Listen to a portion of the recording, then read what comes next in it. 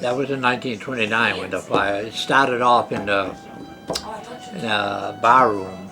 They had a bar room there. And that's why now there's no bar rooms in Hubbardston. They outlawed the bar rooms after that one day it caught fire and the whole main street practically burned down, you know. I can remember being down here, looking out the bedroom window. My father wouldn't let us go. We had to stay here.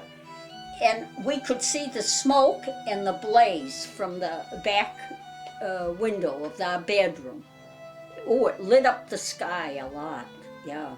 I was surprised to see so many buildings gone when that burnt, yeah.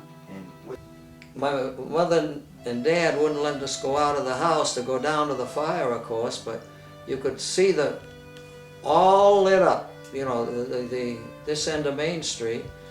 And but one of the biggest things that I remember about the fire, they had to go down to Brigham Pond to get water for the fire. Well, now they had, I don't know where all the fire companies came from, but it was like Barry and Princeton and It is in Worcester.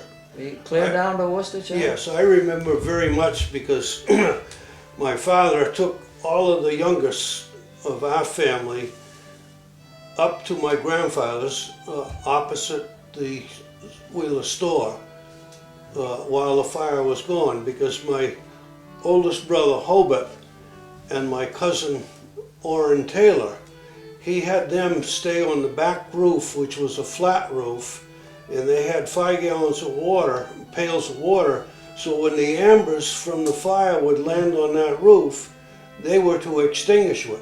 Oh. And we couldn't. But the big thing that I remember from my grandfather's house was looking across the street, right in front of the common where the old hydrant used to be there, was the Worcester fire engine, was relaying water from the Brigham Pond. I got the story that they got down there and they had 2 of the same ends, you know, like 2 female ends of the hose, and they didn't have a connector. So they had to switch a line of hose from the common down to there, and I can remember them they sent I don't know, a truck, it wasn't a fire truck, down there, towing the hose and grabbing the end and towing it, you know, they had to switch the hose around all that length of time, so they lost some time. We lived on the main street where Alfred Doan lives now. My father was a fireman and he had gone to the fire. I was 7 years old, and I remember he came running back down to the house and said to my mother, "You have to get out of here because the whole street is going to go." And I can remember going out the end of the sidewalk and looking down and seeing the whole end of the street lit up with all the flames.